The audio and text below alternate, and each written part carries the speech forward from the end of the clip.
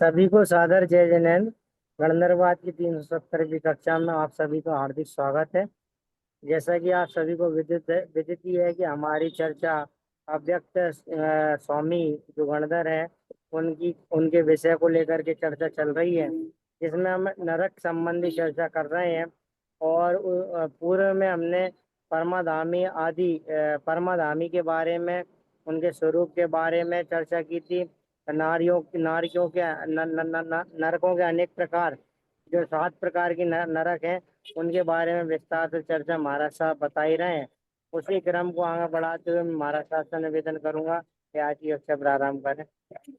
चलिए भाई साहब, आज जो है 1 जुलाई के दिन मंगलवार को हमारी 370वीं क्लास है। धन्यवाद। चलिए भाई साहब, देखिए जैसे कि हम नरक के बारे में विचार कर रहे हैं और यहाँ पर नरक में तो जीव जाते ही जाते रहते हैं।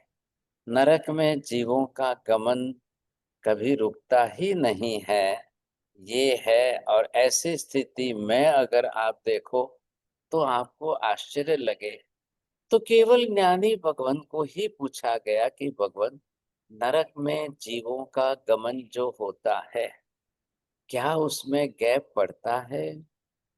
कम ज्यादा थोड़ा भी अंतर पड़ता है? निरंतर जाते हैं? अखंड धारा में जाते हैं? ग्रुप में जाते हैं? समूह में जाते हैं? बड़ी तादाद में, बड़ी संख्या में? लेकिन कभी अंतर बीच में पड़ जाए तो कितना पड़ सकता है? क्या है विषय, क्या समझ में आया? पहले ये बताइए मनीषा बहन जी, आज कैसे जल्दी आ गए आप? सिमंदर स्वामी से अगर पूछा जाए कि नरक गमन में जो जीव जाते हैं उनके जाने में अंतर होता है क्या, अंतर होता है तो कितना अंतर हो सकता चलिए, अब आपने बरोबर देखा है ध्यान से। इधर से आपको क्या समझना है, कौन कौन नरक में जाने के अधिकारी है? अब नरक में जाने के अधिकारी में दो ही है साहब, संगनी पंचेंद्रिय पर्याप्त मनुष्य या पशु पक्षी। बोलिए चौड़िया जी, ख्याल आ गया आपको? मार साहब बता रहे हैं कि नरक में जाने के दो ही अधिकारी हैं, संगी पर्याप्त मनुष्य एंड पशु पक्षी। हाँ जी, अब इसके पीछे पमी बहन जी कौन छूट गए? हाँ, एकेंद्रिय, बेंद्रिय, तेंद्रिय, चौरेंद्रिय, अपर्याप्त, असंगनी, पंचेंद्रिय। Very good. आज पम्मी बहन जी को फर्स्ट नंबर आ रहा है, बहुत अच्छी बात है। क्या अब ये जो जाने वाले हैं वो कौन है? क्यों भाई साहब, क्यों इसकी लिमिटेशन कर दी? ऐसा करने का कारण क्या रहा? एकेंद्रिय विकलेंद्रिय क्यों नहीं जाते हैं? क्यों संगनी पंचेंद्रिय पर्याप्त ही जाते हैं? विभा बहन जी, क्या लग रहा है? बोलिए सीमा बहन जी, कारण सही बोलना है। नहीं, बहुत अच्छा, ये पहले ही ना बोल दिए। चलो मीना बहन जी।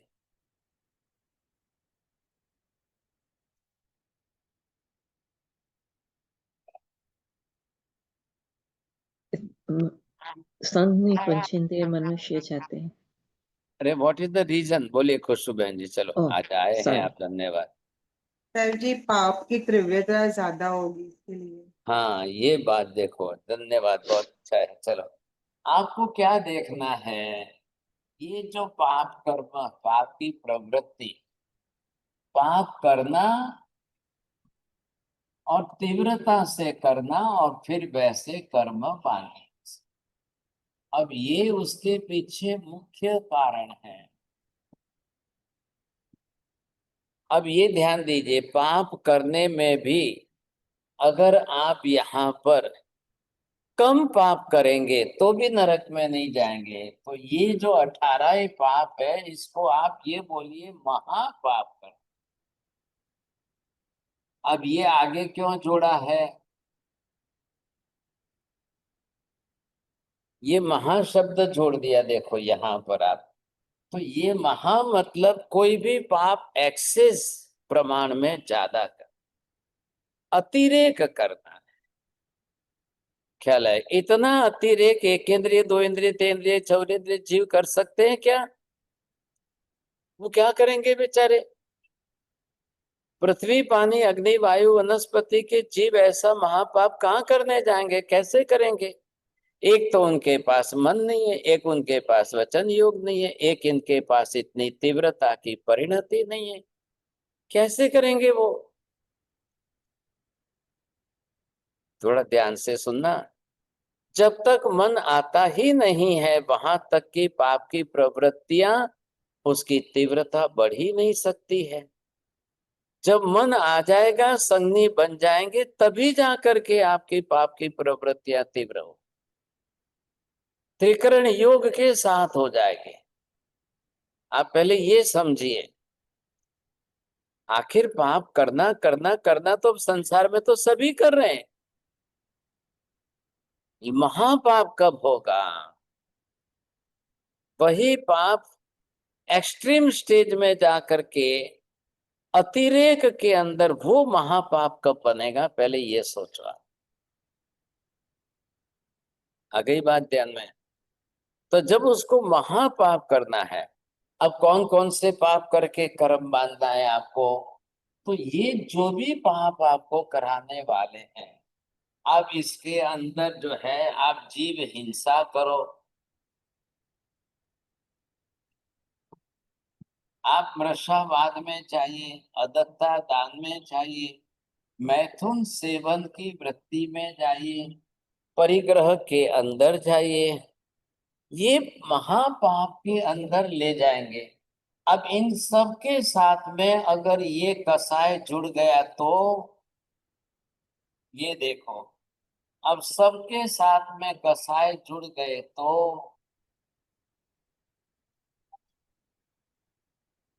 जिन पापों के साथ में छठे क्रोध, सातवें मान, आठवें माया, नौवें लोभ, 10वें राग, 11वें द्वेष, 12वें कलह, ये सब नहीं जुड़ेंगे वहां तक वो महापाप बनता नहीं है। अरे ये बात समझ में? बोले लीला बहन जी। पहला प्रणातिपात, दूसरा मता, तीसरा आदतदान, चौथा मैथुन, पांचवा परिग्रह। ये 5 पाप है। उसके अंदर अगर कषाय जुड़ गया तो ये महापाप हो जाते हैं। क्रोध, मान, माया, लोभ, ये अगर अब जुड़ते तो हाँ जी, इनके साथ कसाय न जुड़े तो तीव्रता नहीं आएगी। आगे ना बात समझ में? ये देखिए, प्राणातिपात में जीव हिंसा। अब जीव हिंसा के अंदर आपका कसाय जुड़ेगा, लेश्या बढ़ेगी, रौद्र ध्यान जुड़ेगा, तब वो हिंसा महापाप बन जाएगा। आपने कसाय के साथ में, अरे प्राणातिपात की हिंसा प्रवृत्ति में कसाय नहीं जोड़ा, लेश्या नहीं बढ़ी, रौद्र ध्यान की वृत्ति नहीं आई, वो महापाप नहीं हुआ। फॉर एग्जाम्पल कैसे देखेंगे साहब? बोलो सीमा में जी। एग्जाम्पल में जैसे समझ लो, आपने चलते फिरते चींटी पर पैर आ गया, मंकोड़े पर पैर आ गया, रास्ते चलते पर। भाई हम साधु जीवन में इतना विहार करते हैं, अब 18 किलोमीटर चलो, आपको रास्ते पर चींटी मकोड़े दिखाई दे, आपको आलस्य चलते हुए दिखाई दे, तो चलने विहार करने का भगवान ने हेतु तो यही बताया है कि भाई रास्ते चलते हुए कहाँ आपको 2 इंद्रिय वाले कहा, 3 इंद्रिय वाले कहा, 4 इंद्रिय वाले कहा, 5 इंद्रिय वाले जीव। अब ये बारिश हो जाती है तो फ्रॉग जो है, मेंढक आ जाते हैं रास्ते पर, सांप आ जाते हैं। अब मेंढक भी पंचेंद्रिय जीव है, स्नेक भी पंचेंद्रिय जीव है, अलसी आएंगे 2 इंद्रिय जीव है। अब हम चलें, नीचे दृष्टि रखें, विवेक पूर्वक पैर रखें, तो एक एक जीव की रक्षा हो जाए। भाई मेरा पैर इस जीव पर नहीं पड़ा, मैं साइड में से निकल गया देखकर, तो आत्मा को अंदर संतोष होता है कि देखो, जिनाज्ञा पालन करते हुए हमने इस जीव की हिंसा नहीं की, इस जीव की रक्षा की और निकल गए। अब एक जीव यूं ही क्रॉस करके रोड पर ही आ रहा है और मालूम है कि इतनी गाड़ियां आएगी, किसी भी गाड़ी के नीचे बेचारा मर जाएगा। चलो भाई, उसको उठाकर थोड़ा सा जंगल झाड़ी के बीच में रख दिया, हम चले गए साथ। तो एक आनंद होता है कि एक जीव की रक्षा तो की हमने, बचाया तो सही। तो ये मन में संतोष होता है कि देखो परमात्मा ने विहार करने की आज्ञा कितनी अच्छी थी, कितनी अद्भुत कि पैदल विहार करके आप इन जीवों को कैसे बचाओ। ठीक है भाई, चलो हमारे पैर दुखेंगे दुखेंगे, क्या है 2 दिन आराम करेंगे, रात को सो जाएंगे तो सुबह तक दुखना दुखना भी कम हो जाएगा। ऐसे करके भी हमको ये तो समझना है कि महापाप में तो नहीं जा रहे। ये चलते हुए जीव हिंसा हो गई तो सहेतुक नहीं कर रहे हैं, जानबूझ करके नहीं कर रहे हैं, तीव्रता से नहीं कर रहे हैं, बड़े पैमाने पर नहीं कर रहे हैं, बड़े प्रमाण में नहीं कर रहे हैं, रौद्र ध्यान की वृत्ति नहीं बनी, अनंतानुबंधी कसाय नहीं बढ़ा, तो नरक गति नहीं होगी, तो नरक गति में जाना ही नहीं पड़ेगा। आगे बात समझ में। प्राणातिपात होते हुए, जीव हिंसा होते हुए भी आप नरक मति से बच सकते हो, बशर्ते कि आपकी तीव्रता न आए, कसाय की वृद्धि ना हो। क्योंकि कसाय आएंगे तो लेश्या निश्चित आएगी। जैसे ही कसाय बढ़ेंगे आपके, कसाय की डिग्री बढ़ने लग गई तो लेश्या आपकी बढ़ने लग गई, समझिए। अब कसाय की वृत्ति नहीं बढ़ेगी तो आपके लेश्या वृत्ति नहीं बढ़ेगी। आगे बात समझ में आ गई आपको? कसाय और लेश्या का कितना संबंध है, कैसा संबंध है? बोलिए सीमा बहन जी, बोलो। दोनों बात में देखो, संबंध जोड़ के।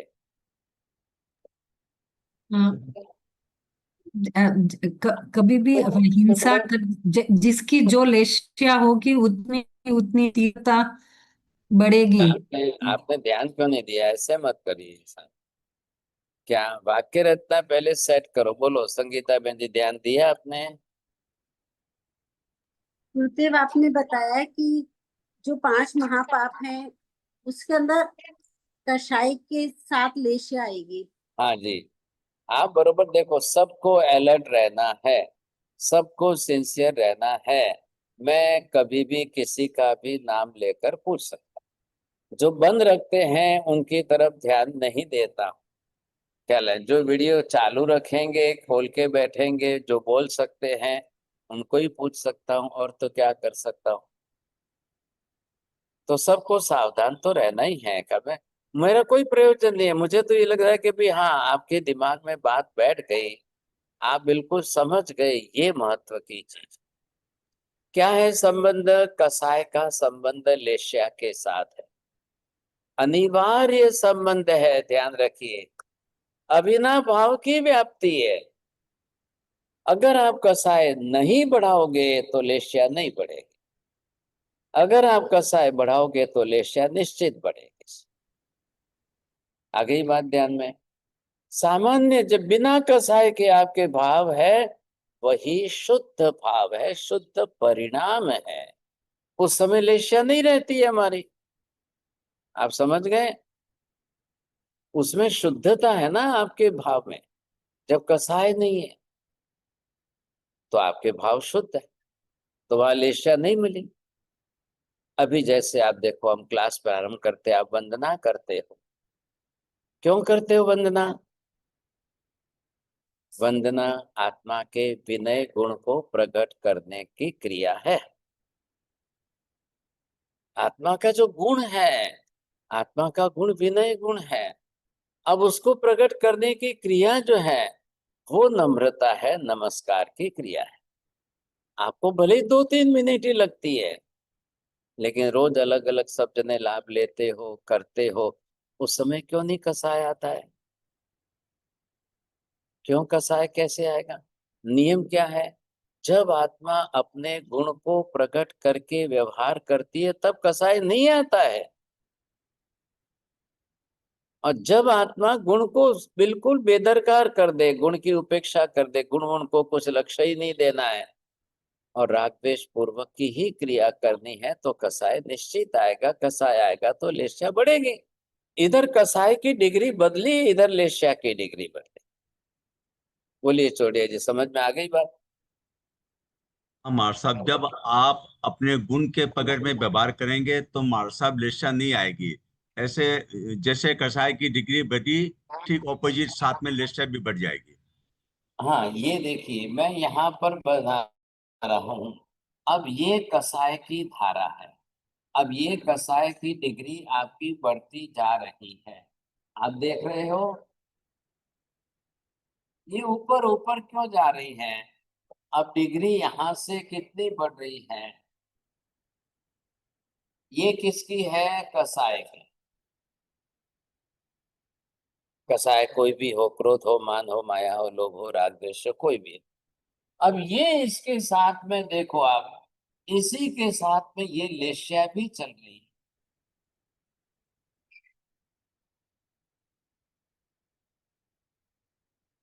अब ये आपने देखा कि बिल्कुल ये लेस्या चल गई। रेलवे के ट्रैक को आपने देखा है, दोनों पैरेलल चलते हैं कि नहीं? वैसे ही है दोनों। ये कसाय चला, ये लेस्या चली आपकी। अब इधर आए आप, यहाँ कौन सी लेस्या है और कितने प्रमाण में कसाय है? इधर देखिए ध्यान से। यहाँ आप आए तो इधर ये कसाय की धारा कितनी है? लेस्या कौन सी? बिगड़ी की, बदली की, सुधरी की, घटी की, बढ़ी? इधर जैसे आप यहाँ पर आए, इधर जैसे यहाँ पर आए। अब जब आप यहाँ पर आ गए और इधर ये कृष्ण लेस्या आ गए, इधर आपने देखा कि ये अनंतानुबंधी कसाय आ गए। अब ये दोनों मिल गए और इसके साथ में रौद्र परिणाम बढ़ गए। अब आप यहाँ से नरक में जाओ। ये कर्म नरक में ले जाएगा। इधर देखिए, बरोबर बात बैठ रही है? अंसाबेन बोलो, समझाओ।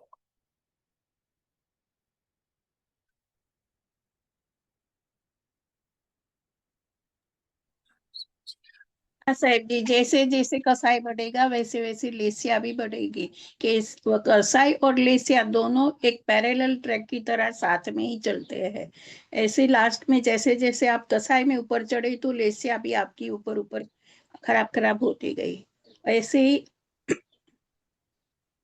यहाँ आते आते कसाई ये आया। देखिए, ये आते आते यहाँ आपका कसाय ही हिंसक बन गया, घातक बन गया, अनंतानुबंधी का। बंदे उसके साथ कृष्ण लेस्या जुड़ गई।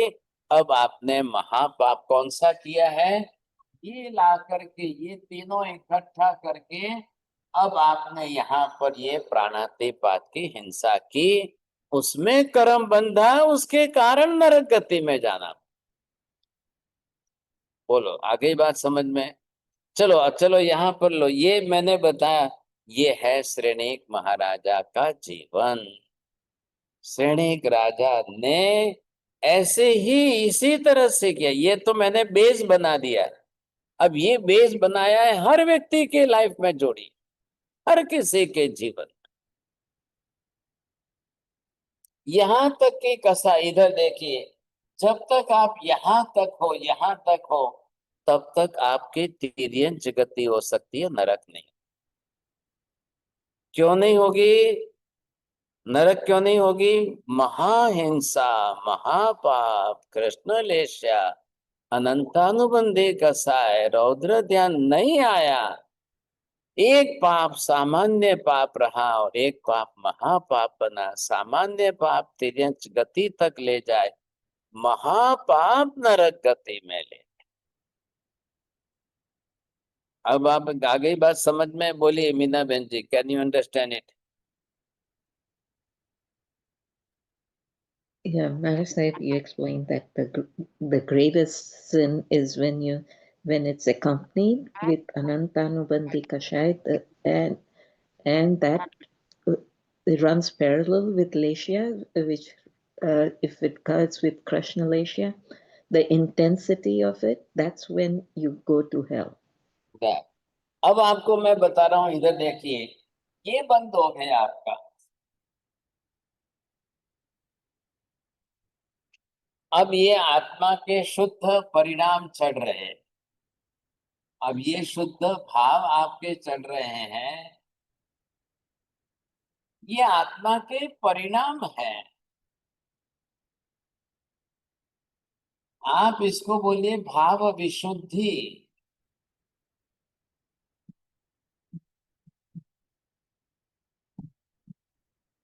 ये आत्मा के खुद के ज्ञान का उपयोग है। आपके भाव शुद्ध होते जा रहे हैं, परिणाम साफ होते जा रहे हैं। कहाँ यहाँ पर कसाय आया ही नहीं, लेस्या जुड़ेगी नहीं।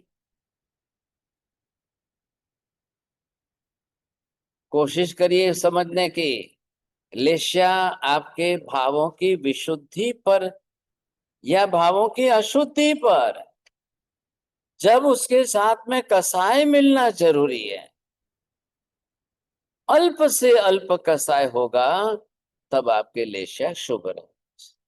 और यहाँ पर मात्र शुभ नहीं, अब ये तो शुद्ध होते जा रहे हैं। अभी आप क्लास में बैठे हो, 2 घंटे आप पढ़ाई कर रहे हो, अभ्यास कर रहे हो, सुन रहे हो, समझ रहे हो। अब कौन सा कसाय बीच में आ रहा है? किसको आ रहा है कसाय? आ रहा है किसको?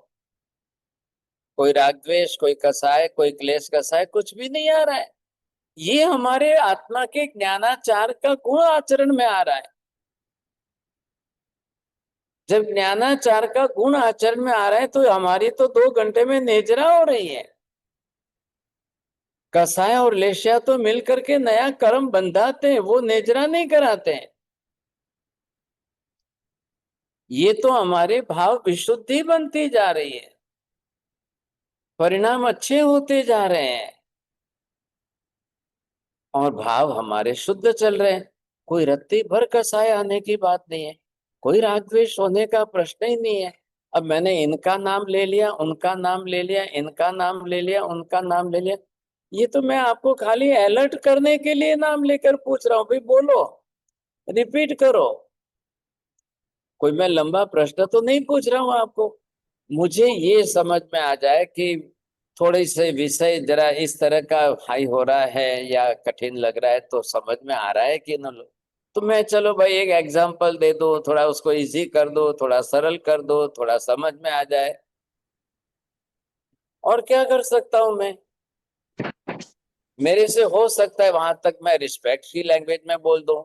माझी को माझी कहना है तो बोल दो, किसी को कुछ कहना है तो भाई बोल दो। अब ना तो मैं डांट सकता हूँ ना कुछ कह सकता हूँ, बस मनीषा बहन जी को इतना कह तो बहुत लेट आ रहे। अब इससे हमारे पास तो है ही क्या भाई साहब। तो मैं भी गुण का विचार उपयोग कर रहा हूँ, आप अपने आत्मा के गुण का उपयोग कर रहे हो, बरोबर ज्ञानाचार चल रहा है, तो कर्म बंध नहीं होगा, नेजरा होगी। कितना बड़ा फायदा है संवर नेजरा में रह करके, हम कितने प्रमाण में कर्म नेजरा कर सकते हैं, ये ज्ञान। तो अब इसमें क्यों लेस्या खराब होगी हमारी? ख्याल आया कि नहीं? अब यहाँ ज्यादा आप देखते ये है विश्व भाव विशुद्धि, और भाव विशुद्धि आएगी तो कोई भी अशुभ लेच्छा बीच में नहीं आएगी। बात क्या चल रही थी? कसाय की तीव्रता, रागद्वेष की तीव्रता। अब वो जब आपका आए तो ये जो लेस्या चल रही है हमारी, ये कसाय की धारा है। इधर देखिए, ये कसाय की मात्रा चल रही है। अब इसके साथ में ये लेस्या की धारा चल रही है। अब ये भी इसी तरह से जो है लेस्या इसके साथ जुड़ती जा रही है। ये दोनों मिल रहे हैं। अब ये दोनों मिलकर के महापाप कहाँ कराएंगे? यहाँ पर आकर के, इधर आकर के अब ये महापाप कराएंगे। ये जब महापाप कराएंगे तब जा करके, अब वो कौन सा पाप कराए? महापाप। परिग्रह पाप कर रहा मैं कराए कि मैथुन ज्यादा सेवन कराए कि नशावर सेवन कराए कि हिंसा कराए, साथ कोई भी पाप हो, पाप पाप ही है, कोई भी हो, उस समय आपको नरक गति का बंध पड़े। एक लायन जंगल के अंदर भूखा हो गया तो वो अपनी भूख को मिटाने खाने के लिए एक हिरण के पीछे पड़ा। हिरण भी अपनी जान बचाने के लिए वो प्राणों की बाजी लगाकर इतना भागा कि उसके पकड़ में नहीं आया। अब जैसे जैसे हिरण तेजी से भाग रहा है वैसे सिंह को और गुस्सा आ रहा है। अरे ये तो मेरे हाथ में से जो है ये छूट रहा है भाई, मेरा भक्ष्य है ये छूट रहा है, फिर मैं किसको खाऊंगा, फिर मैं किसको पकड़ूंगा, किसको खाऊंगा। तो सिंह भी अपनी पूरी ताकत लगाता है, वो भी भागता है, वो भी दौड़ता है। अब इस बीच में कोई दूसरा मिल गया तो दूसरे को पकड़ के खाना है, उसको पकड़। अब जैसे ही पकड़ा उसको झपट में लिया, अब उसको अपने दांतों से फाड़ा और उसको बैठ करके उसका पूरा मांस खाएगा। अब आप सोचो उसकी कृष्ण लेश्या हुई कि नहीं, रौद्र परिणाम हुए कि नहीं, हिंसक वृत्ति बने कि नहीं, कितनी घातक वृत्ति हुई, तब जा करके उसको नरक गति का कर्म बनता। अब ऐसा सिंह को जिंदगी भर करना है, आयुष्य भर इसी तरह से करना है सिंह को। अब सिंह का आयुष्य 50 साल हो, 80 साल हो, 70 साल हो, 60 साल हो, what ever will be the life span, उसको करना यही है, ऐसे ही करना है। बताइए अब क्या करेंगे आप? अब वो कर्म बांधेगा कि नहीं बांधेगा? यही बात हो गई श्री कृष्ण, अरे इनका श्रेणिक राजा के। सम्यक दर्शन नहीं हुआ था तब श्रेणिक महाराजा भी घोड़े पर बैठ करके शिकार करने के लिए जंगल में दौड़ रहे थे। हिरण आगे आगे भाग गया था। इस बीच में एक प्रेग्नेंट हिरण जो थी, गर्भवती हिरण जो थी, वो बीच में आ गई। अब वो बेचारी इतनी फास्ट दौड़ नहीं पाई। श्रेणिक राजा ने तीर धनुष चला करके शिकार कर लिया। अब श्रेणिक राजा भी घोड़े के ऊपर इतना फास्ट दौड़ करके, इतने घंटों तक दौड़ करके, और उस हिरण को, जो हिरण तो भाग गया वो गया, लेकिन ये हिरणी बेचारी भी प्रेग्नेंट थी, गर्भवती थी, ये ज्यादा नहीं दौड़ पाई, पकड़ में आ गई। श्रेणिक ने पीछे से तीर डाल दिया। अब जैसे ही तीर से धनुष पर से तीर निकला, वो सीधा वो भी जाकर हिरणी के पेट पर ही लगा सर। और जैसे ही पेट पर लगा तो हिरणी भी गिर पड़ी और गर्भ भी तड़प तड़प करके वो भी निकल गया। और ये भाई साहब घोड़े पर से दौड़ते हुए वहां आकर के खड़े रहते, देखते हैं, और देख करके वो अपनी ताकत का जो है, अरे हाँ देखो देखो देखो, अरे देखो समझा क्या मैंने आज, क्या मेरी ताकत। और इतने में श्रेणी के जो अंगरक्षक थे, बॉडीगार्ड्स थे, सेवक वगैरह, वो साथ में आ गए।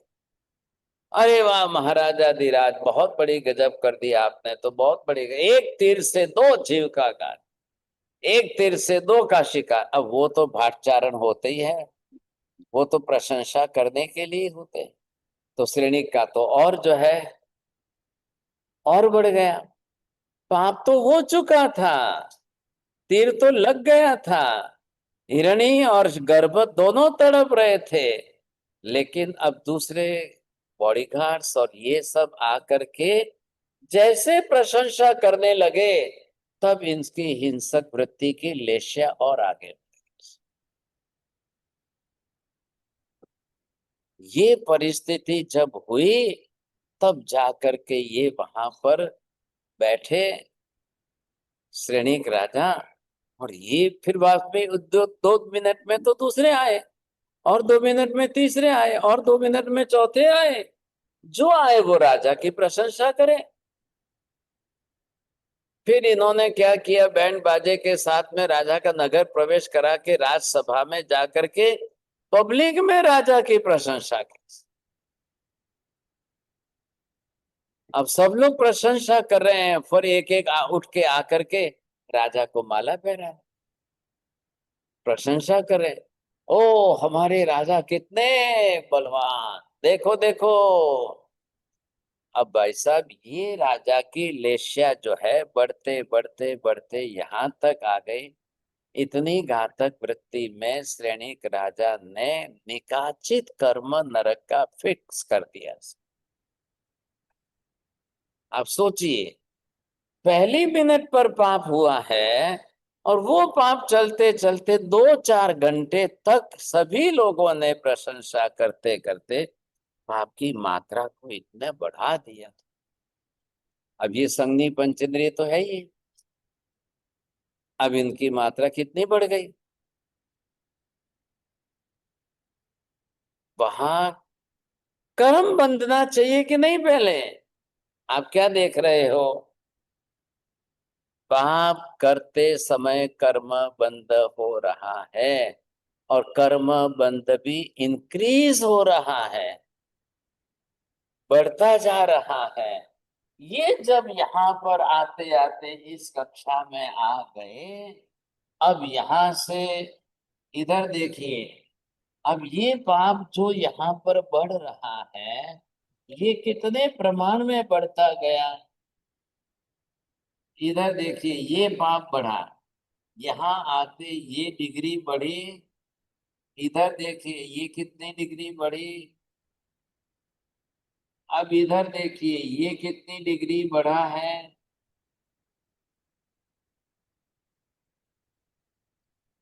थोड़ा परसेंटेज का ख्याल आ रहा है, चित्र देख लो। तो यहाँ आकर के अब ये कर्म जो है नरक गति का कर्म श्रेणिक राजा को, और वो भी कौन सा? जिसको हम कहते हैं निकाचित।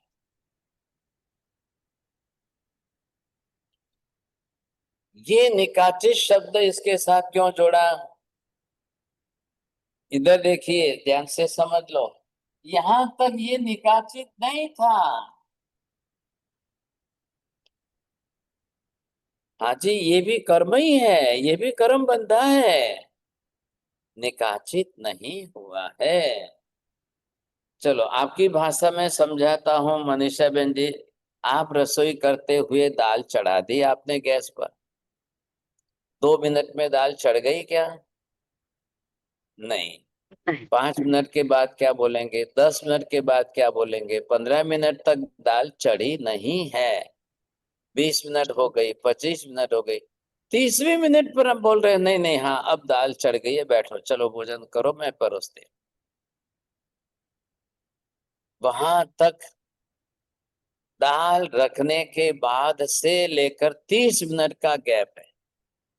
उस 30 मिनट के अंदर दाल चढ़ी कब बोलेंगे और दाल कच्ची कब बोलेंगे? ये पाप चल रहा है, इधर से इधर तक 2-4 घंटे लगे। ये देखो, इधर शुरुआत हुई है, इधर से लगे। अब शुरुआत कहां से हुई? तीर मारा वो शुरुआत नहीं है। घोड़े पर बैठ करके सैनिक जो है शिकार करने दौड़ा, वहां से शुरुआत। हाँ, विचारों से घोड़े पर चढ़कर दौड़ा वो कायिक क्रिया है, लेकिन मन में मानसिक घुटाव जो है वो मानसिक भाव पाप। तो उस समय डिग्री नहीं बन गई थी, बढ़ नहीं गई थी। डिग्री बढ़ने में इतना टाइम लगा है उसको।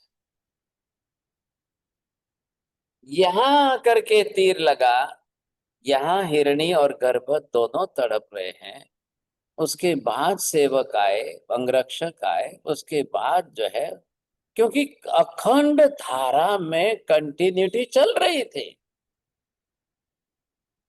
अखंड धारा में चल रही थी, उसका मल्टीप्लिकेशन रेगुलर हो रहा था।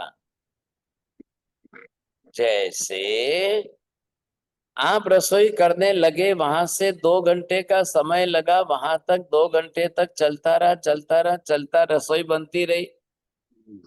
आपने देखा कि भाई वॉर होता था, भारत पाकिस्तान का जब वॉर हुआ कितने घंटे चला, कितने दिन चला? 3 दिन चला।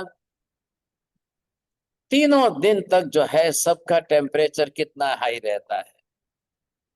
तीनों दिन तक जो है लेशिया कसाय के साथ में कैसी बनी रहती है।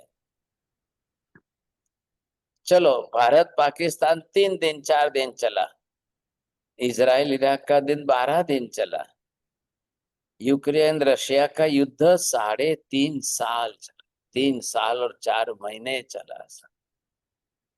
अब बताइए वो लेशिया कसाय की धारा और लेशिया कितनी चलती रहती है, रात दिन मारो काटो मारो काटो मारो काटो, एक ही प्रक्रिया से। तब जा करके वो महापाप बनता है और वो आपको कितनी गहरी नरक में ले जाता है। पहली नरक में क्यों एक ही सागरोपम है, दूसरी नरक में 3 सागरोपम है, तीसरी नरक में 7 सागरोपम, चौथी नरक में 10 सागरोपम? ये क्यों बढ़ रहा है? आयुष्य इतना क्यों बढ़ता जा रहा है? आपकी डिग्री बढ़ती जा रही है, इंटेंसिटी बढ़ती जा रही है, तीव्रता बढ़ती जा रही है, लेशा बढ़ती जा रही है, और आर्त रौद्र ध्यान के अध्यवसाय तीव्र, फिर अनंत अनुबंधी का साय उसकी तीव्रता लेकर के बढ़ रहा है। तब जा करके नरक गति का कर्म चिकना भारी बनता है। आगे सुनेंगे, ध्यान से सुनना। इतना भारी नरक गति का कर्म बंधने के बाद भी जीव अगर नरक गति में 3 सागरोपम दूसरी नरक का पूरा भोग करके वापिस मनुष्य गति में आ जाए, तब जाकर के सिमंदर स्वामी को पूछो कि भगवान ये नरक में से आया है, सब पाप धुल गए? एकदम पाप धुल गए, दूध का धुला हुआ शुद्ध होकर के बाहर आया है?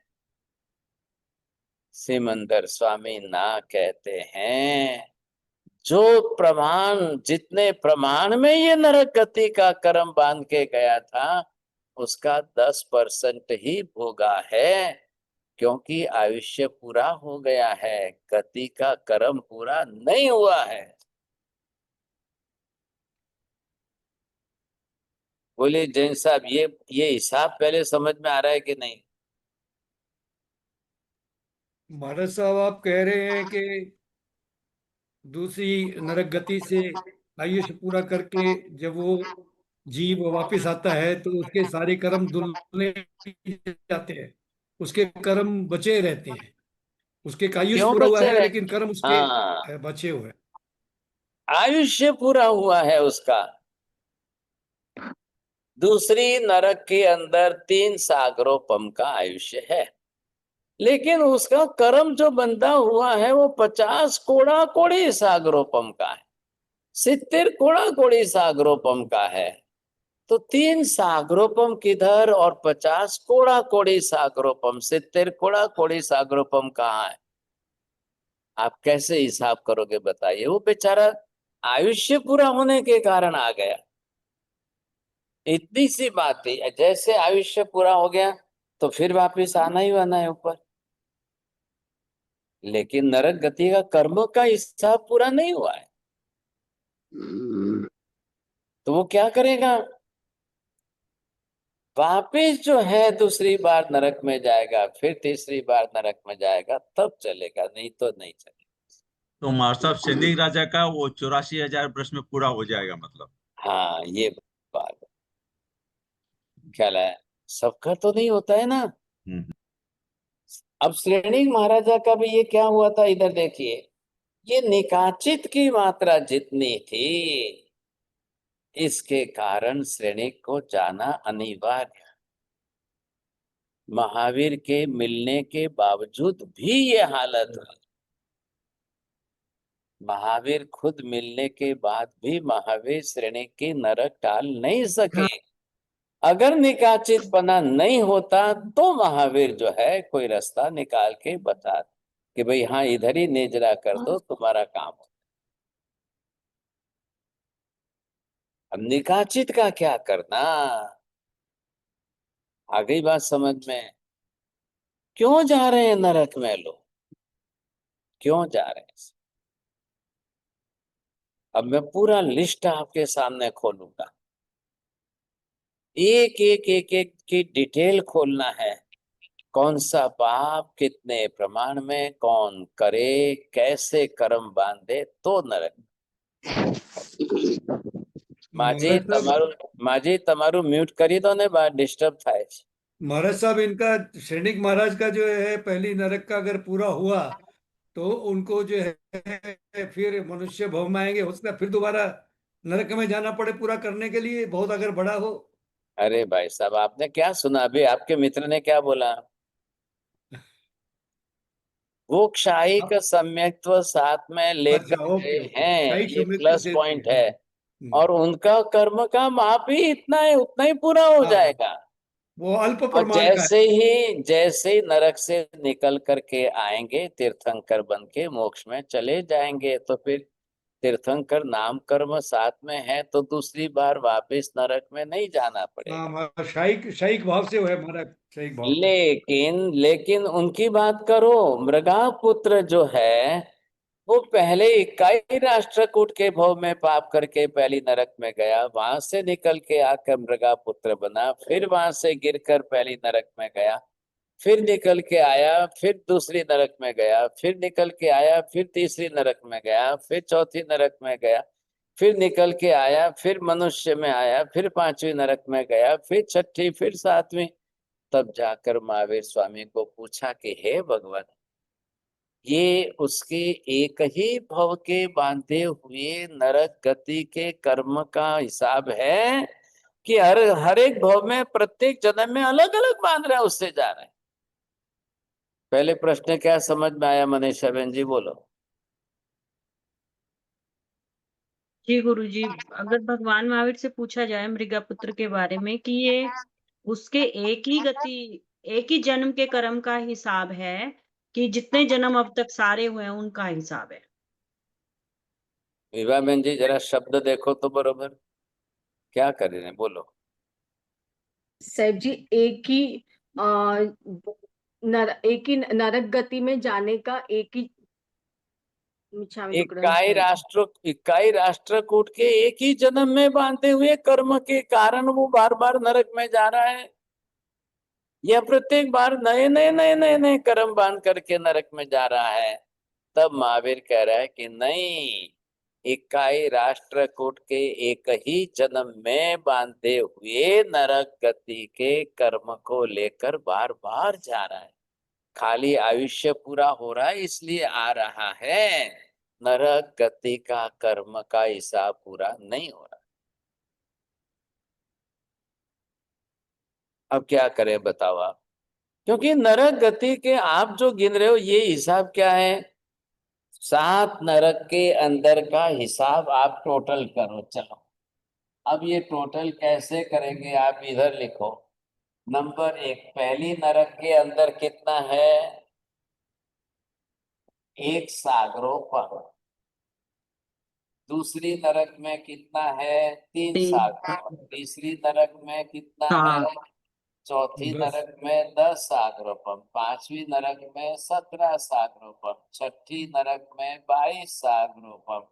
सातवीं नरक में हो गया 33 साग। करो चौड़िया जी, हिसाब करो कितना होता है। अब इनको कैलकुलेटर ले जाना पड़ेगा। महाराज साहब, मेरे ख्याल से मेरे 84 हो गया क्या? 93 96। 93 की 6। 93 गुरुजी। अब मुझे ये बताइए, ये 93 क्या है?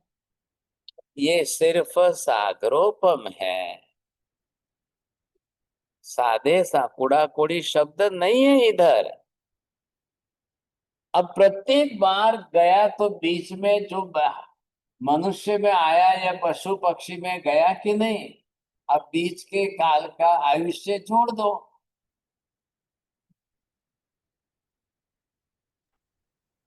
भाई मनुष्य में या पशु पक्षी में आया तो है ना, वहां से वापस निकल निकल करके बार बार, वो आयुष्य और जोड़ दो। वहां तो इतने बड़े सागरोपम तो हुए नहीं मनुष्य में। क्या करेंगे? तो भाई साहब ये कहाँ है? और अब आप इसके सामने हिसाब के अंदर जोड़िए 70 कोड़ा कोड़ी सागर। अब ये बड़ा फिगर है कि ये बड़ा फिगर है? इधर देखिए, 70 कोड़ा 70 कोड़ी है। कोड़ा कोड़ी बड़ा है। ये शब्द देखो ना इसके साथ में, इससे आपको ख्याल आ जाएगा कि एक तरफ यहाँ पर मैंने अंदाज से ये 70 कोड़ा कोड़ी लिख दिया है। अब ये बड़ा है कि ये बड़ा है? 70 कोड़ा कोड़ी है। हाँ, तो ये तो बहुत छोटा सा फिगर आएगा। तो यहाँ पर जब इकाई राष्ट्रकूट एक छदन में बांधे हुए कर्म के कारण ये बार बार जा रहा है, बार बार आ रहा है, बार बार जा रहा है, बार बार आ रहा है। ये देखिए आप, फिर भी हिसाब पूरा नहीं हुआ। और फिर भी जब हिसाब पूरा नहीं हुआ और 7 नरक तो हो चुकी, बीत चुकी है, तब भगवान को पूछा, हे भगवान अब 8वीं नरक तो नहीं है, तो फिर ये अपना हिसाब कहाँ पूरा करेगा? आ गई बात समझ में? भगवान 8वीं नरक नहीं है, 7 है, और 7 में जाके आ गए। तब महावीर कह रहे हैं, गौतम अब उससे नीचे गिर के 4 इंद्रिय में जाएगा, 3 इंद्रिय में जाएगा, 2 इंद्रिय में जाएगा, 1 इंद्रिय में जाएगा। आखिर इतना हिसाब पूरा तो करना पड़ेगा कि नहीं? आप समझ रहे हैं? हे भगवान, नरक की वेदना ज्यादा है कि उससे 4 इंद्रिय 3 इंद्रिय में जाकर के वहां वेदना ज्यादा होगी? क्या होगा?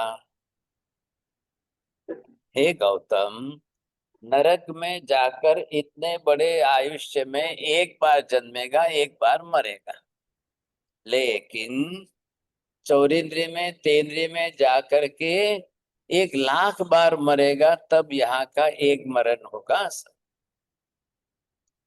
कितना फर्क है? लाखों बार मरेगा कि नहीं? अब कितनी बार वो मरण, क्योंकि प्रत्येक जीव का जन्म मरण जो है वो नरक की वेदना जैसा है। जन्म मरण जो है संसार में सब जीवों का नरक तुल्य वेदना है। बहुत बड़ी बात है चौड़िया जी, ये सब गणित निकालना पड़ेगा, कैलकुलेशन के साथ समझना पड़ेगा। तो महाराज साहब इतना बड़ा पनिशमेंट क्यों, इतना कोड़ा कोड़ी सागर को पनिशमेंट तो क्यों? ये क्यों नहीं देख रहे हो कि इतना पाप कितना है उसका, इक्का राष्ट्रकूट का? ये क्या बात कर दी आपने? कोई महावीर स्वामी कोई पनिशमेंट देने आए हैं क्या? कौन दे रहा है पनिशमेंट? किसको देना है? किसको आना है पनिशमेंट देने के लिए? आप ये क्यों नहीं बोल रहे हो कि वो इतने लंबे 500 बरस के नरक गति के, अरे इक्काई राष्ट्रकूट की गति के मनुष्य भव में कितने पाप कर रहा है? लोगों से टैक्स वसूलने के लिए किसी का कान काट रहा है, किसी का नाक काट रहा है, किसी का हाथ काट रहा है, किसी का क्या? ये कोई तरीका होता है क्या?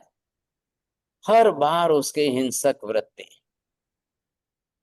अब किसी का टैक्स बना उस जमाने में 30 रुपए, अब वो 30 रुपए बेचारा 3 महीने तक नहीं दे सका, बोले गरीबी है भाई साहब मेरे पास नहीं है देने को, तो फटाक से उसका कान काट देता है। अब 30 रुपए के लिए किसी का कान काट दो, ये कैसे चलेगा? तो ये यहाँ पर हिसाब देखेंगे आप, वो कितने प्रमाण में पाप कर रहा है, कितने प्रमाण में कर्म बांध रहा है, ये हिसाब कौन करेगा? इसका हिसाब किसको करना है? तो भुगतना तो पड़ेगा ना भाई। नरक में जाकर के इतनी कितनी निजरा कर ली उसने कि सब पाप धुल जाए उसका? ये बताइए ना, ये तो मैंने आयुष्य लिखा है ना, ये तो सिर्फ नरक का आयुष्य है। क्या निजरा कर रहा है वो? इतनी कौन सी निजरा कर रहा है कि नरक गति के अंदर गया तो उसके हिसाब से सब पाप धुल गए? ये कैसे संभव है? आपको ये सोचना पड़ेगा कि नहीं? यहां से हिसाब देखेंगे आपको ख्याल आए। तो ये आयुष्य से तो कोई मतलब नहीं है। आयुष्य पूरा हो जाने पर दूसरे 7 कर्मों का हिसाब पूरा हो जाता है, ऐसा गलत भ्रमणा में मत रहिए। बोलिए पम्मी बहन ji, what is the principle basic? कि आयुष्य पूरा होने पर दूसरे 7 कर्म कभी पूरे नहीं हो जाते हैं। हाँ, दूसरे 7 कर्म का कोई लेना देना नहीं है। सभी कर्म अपने अपने हिसाब से अलग है।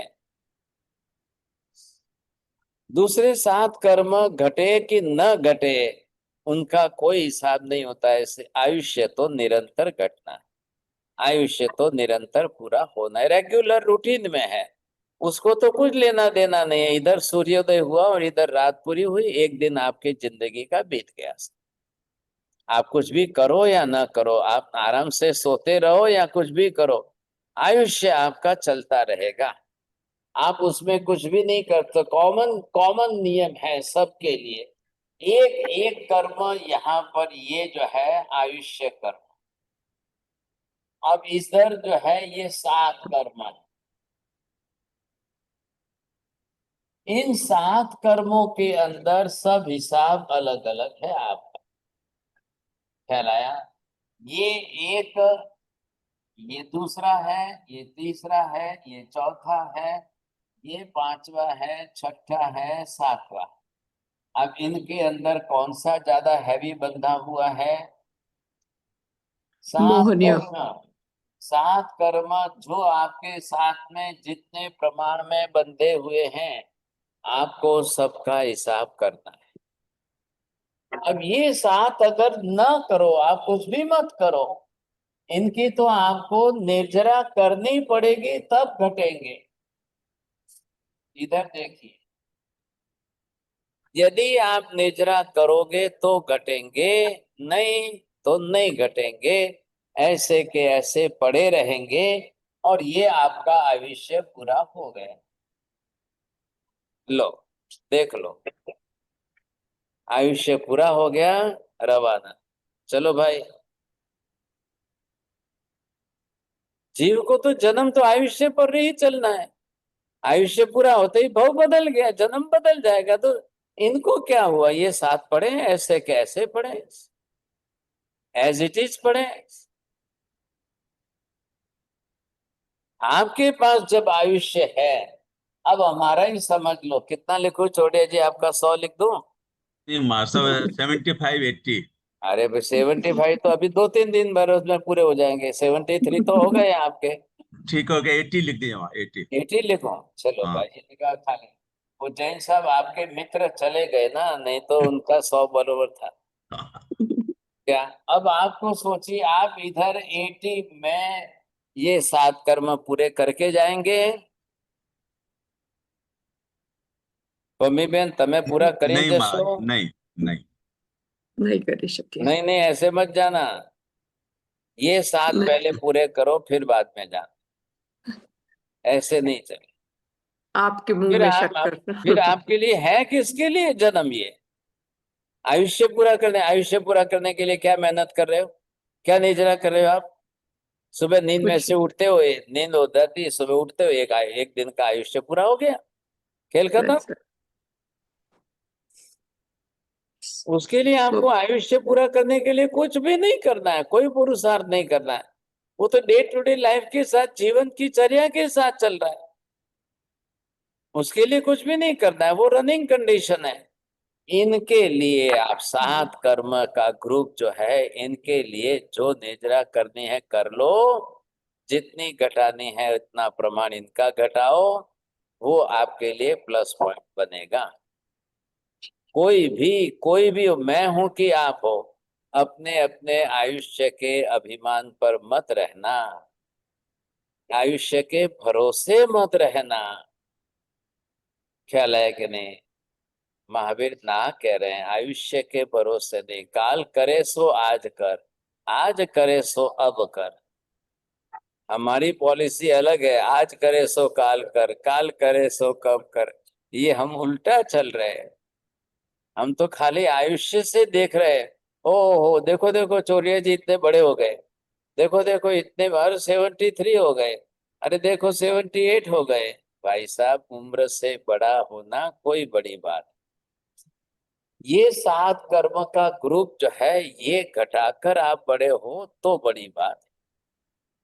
यहाँ कर्म शास्त्र का नियम तो इस पर लग रहा है।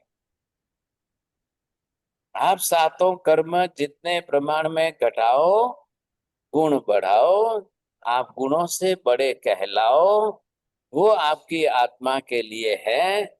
ये आयुष्य बढ़ने से बड़े हो गए, ये दुनिया का व्यवहार है।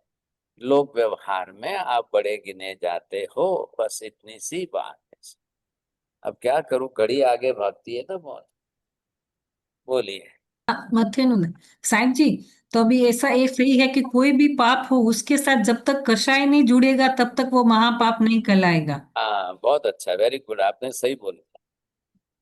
मतलब अपन कषाय जितना घटाएंगे, कभी भूल से हो भी गया तो कषाय नहीं हुआ तो सही हो। कसाय नहीं घटे, कसाय नहीं जुड़ेंगे तो लेश्या नहीं आएगी, लेश्या खराब नहीं होगी तो आर्त रौद्र ध्यान नहीं आएगी। वो तीनों इकट्ठे नहीं होंगे तो पाप महापाप नहीं होते। हाँ, मैं श्रेणी आपको कल लिस्ट लिखाने वाला हूँ, पूरा लिस्ट आएगा सब पापों। तो सैनिक महाराजा ने अहंकार किया तो वो मद का वो निकाचित हो गया उनकी। बिल्कुल बिल्कुल सर। गुरुजी, अगर श्रेणी महाराज अगर ये अहंकार नहीं करते और थोड़ा उनको पश्चाताप होता तो क्या नरक उनका नहीं होता? निकाचित तो नहीं होता ना, कितना फर्क पड़ता। निर्जरा कर सकते। और फिर निजरा कर दे तो नरक नहीं होते, नरक में जाते ही नहीं। ऐसे तो एक नहीं, श्रेणिक राजा से भी 4 गुनी 10 गुनी 100 गुनी बड़ी बड़ी हिंसा करने वाले बैठे, वो नरक में नहीं गए। दृढ़ प्रहारी ने 4 खून कर दिए, कहाँ नरक में गए? आप समझे कि नहीं? भाई दृढ़ प्रहारी भी तो हुए थे, जी और भी कितने हुए हैं। भरत चक्रवर्ती ने कितना बड़ा युद्ध किया, नरक में नहीं गए, केवल ज्ञान पाके मोक्ष में गए।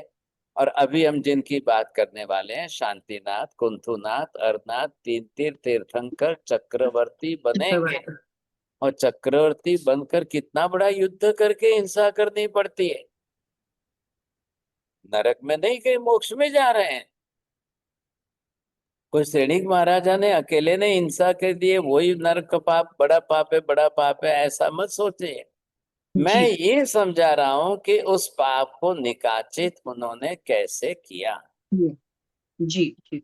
इतनी तीव्रता, इंटेंसिटी इतनी क्यों बढ़ा दी, इतनी कैसे बढ़ा दी, सोचिए समझे कि नहीं।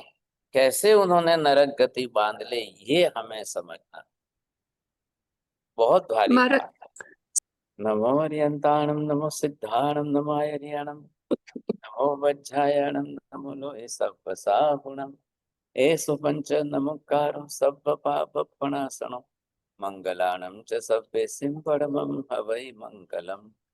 मंगलम भगवान वीरो, मंगलम गौतम प्रभु, मंगलम स्थूलिभद्राद्या जैन धर्मोस्तु मंगलम। चत्तारि मंगलम अरिहंता मंगलम, सिद्धा मंगलम साहु मंगलम, केवली पन्नतो धम्मो मंगलम। चत्तारि लोगोत्तम, अरिहंता लोगोत्तम, सिद्धा लोगोत्तम, साहु लोगोत्तम, केवली पन्नतो धम्मो लोगोत्तम। चत्तारि शरणं पवज्जामि, अरिहन्ते शरणं पवज्जामि, सिद्धे शरणं पवज्जामि, साहु शरणं पवज्जामि, केवले पन्नतं धम्मं शरणं पवज्जामि। सर्वमङ्गलमाङ्गल्यं सर्वकल्याणकारणं, प्रधानं सर्वधर्माणां, जैनं जयति शासनम्। बचन बंदा में मेरा साहब। त्रिकाल वंदना।